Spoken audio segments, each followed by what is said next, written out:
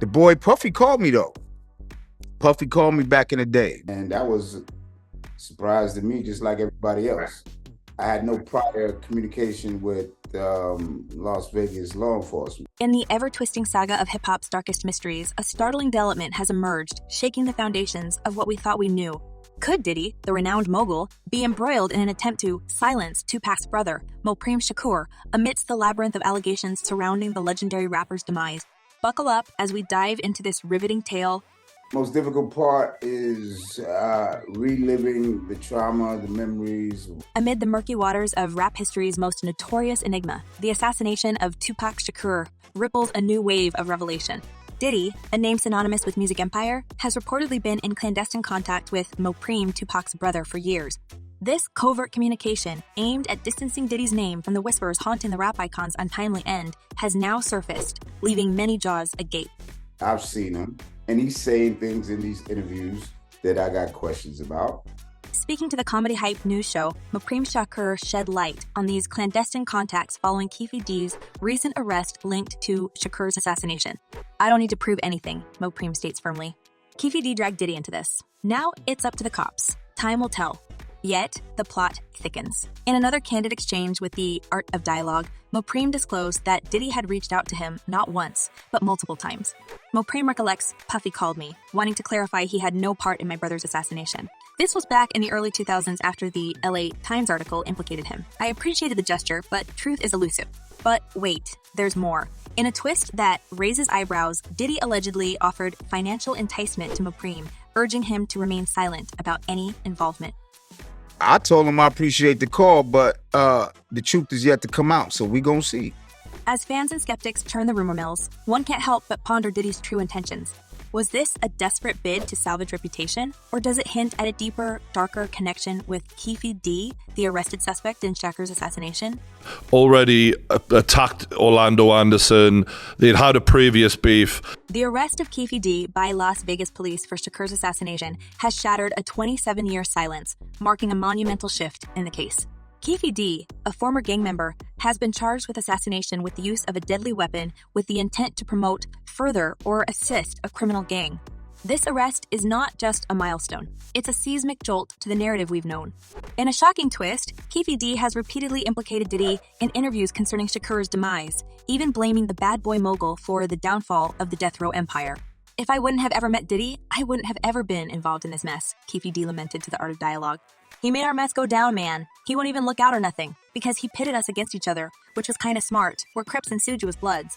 As these revelations unfurl, the question that haunts us is, will the tangled web of silence, whispers, and alleged payouts finally unravel the truth? What makes you say you lost your empire because of Puffy? Why you say that? And recently, as we peeled back yet another layer of this intricate narrative, a shocking detail emerged, which only further solidifies the connection between Diddy and the dark world surrounding Shakur's assassination. A whopping $1 million. That Puffy put out this claim of, I'll pay $1 million if you get rid of Tupac and Suge. Tupac is now gone. In an interview with YouTuber Vlad TV from May of this year, Keef D dropped another bombshell. When probed about the widespread rumor in gang circles, a whisper that suggested after Tupac got assassinated Puffy gave Zip $1 million that was supposed to be handed over, and Zip ended up keeping it, Keef divulged a chilling confirmation. The Fed said that too. An assertion so monumental, it seems the Federal Bureau of Investigations themselves are hinting at Diddy's involvement. Digging deeper, Keef D painted a troubling image of Zip, describing him with discernible disdain. FBI said Zip is a bad guy. Everybody crossed you. Even lawyers and your friends, everybody he crossed you. He was just you, do not know it. Even dudes he rode with in the cars every day. This portrayal of Zip brings a sense of gravity to the narrative, shedding light on the murky depths of the alliances and betrayals that are intrinsic to this unfolding drama. All these years later, we finally find out that it was Orlando Anderson who pulled the trigger, Keef D who gave him the gun and set it up, and P. Diddy who paid them. Done. The grand jury held last month in Las Vegas brought forward some shocking testimonies that further added layers to this enigma.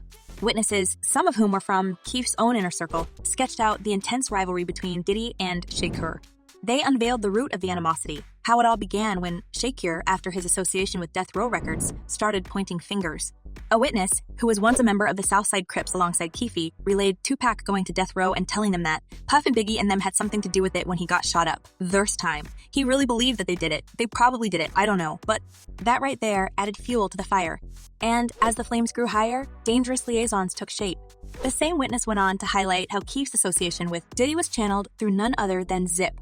This very connection with Zip led to a chilling revelation. Zip had not only facilitated the meeting between Keef and Diddy, but had also supplied the weapon used in Shakur's assassination.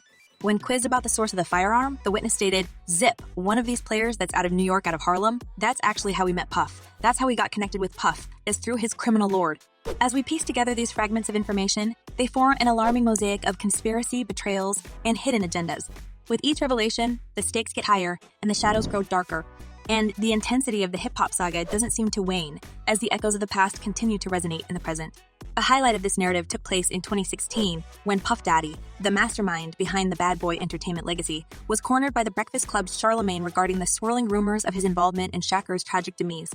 Now, it was this documentary that claimed, which we know wasn't true. Yeah, check this out. We don't talk about things that are nonsense. It's notable that Angela Yee and DJ Envy, the co-hosts of the radio show, couldn't help but commend Diddy's composed demeanor in the face of such loaded questions. This wasn't Diddy's first rodeo facing the media's glare. He's had to weather many a storm, deflecting controversies and sticking to his evolved perspective on life. Diddy once stated with determination, I got this new hashtag. It's called New Life. I had to start living a new life, man. It's clear that he's been on a journey, consciously sidestepping negativity while aiming for personal growth. Adding depth to this, in a recently released documentary, retired lap detective Greg Kading threw a staggering claim into the mix, that Puff Daddy hired a Crips member to take out Shakur during the explosive Bad Boy and Death Row rivalry. But Diddy, true to form, has largely maintained his silence on these claims. His select responses emphasize his commitment to steering clear of nonsense and his quest to constantly strive and get better. During an engaging session with Pharrell on the Other Tone radio show, Diddy reiterated his mantra of positivity.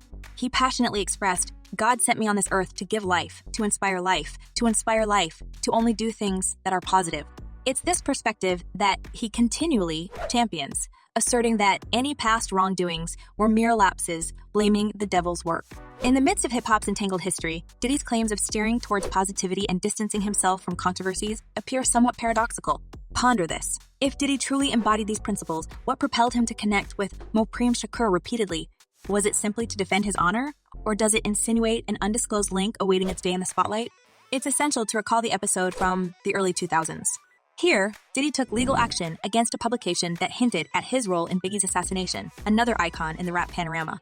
Such actions, juxtaposed with statements from various sources that Diddy, or those representing him, had been in touch, crafts a complex narrative that challenges the pristine image Diddy seems keen on maintaining. Indeed, the segments of this enigmatic story are diverse, with each echoing its unique nuance. Yet, amid the haze and the looming figures, the quest for veracity remains undeterred. We, along with the world, anticipate that the time will come when the veils are lifted, shedding light on the events that unfolded decades prior. Fan sentiment is pouring in from every corner, and the consensus is, at best, divided. As we sift through the plethora of reactions, a few perspectives particularly catch the eye. One disgruntled fan voices the suspicion many harbor, remarking, "We all know Diddy is going to find a backdoor out of this, just like all the other shady mess he has done over the years." This notion that Diddy might, yet again, find an escape route from the swirling allegations is not uncommon. Another commenter expressed their view on the matter with more vitriol, opining, if there's any justice in the world, be it the courts or the streets, Puffy will pay the cost one way or another. This fan goes on to assert a sinister theory, adding, everybody knows he got in a separate car because he knew Big was dying that night, and he would then collect all proceeds from the upcoming Life After Death album. He's more calculated and cold than anyone ever. However, perhaps the most damning viewpoint comes from a fan who insinuates betrayal on Diddy's part. The comment reads, Keef knows it was Puffy and telling because Puffy promised to protect him like he promised everyone else but doesn't protect anyone but himself. This paints a picture of a man willing to go to any lengths to shield himself, even at the cost of allies. While these comments underscore general skepticism surrounding Diddy's role and intentions, it's crucial to remember that these are but individual voices amidst a cacophony of opinions. Yet, the palpable intensity of these beliefs cannot be ignored. With each revelation and testimony, public opinion swings like a pendulum, constantly teetering between doubt and belief. The task ahead for both investigators and observers alike is to discern fact from fiction in this ever-evolving saga. Amid the shocking revelations of hip-hop's murkiest mysteries involving Diddy and Mopreme Shakur, we're left at the edge of our seats. Is Diddy's outreach a simple act of clearing his name or a hint of a deeper secret? Do you believe in his journey towards positivity, or is there more to the story? Share your thoughts and insights in the comments below. Stay tuned for more gripping updates from the celebrity world, and until then, stay sharp and take care.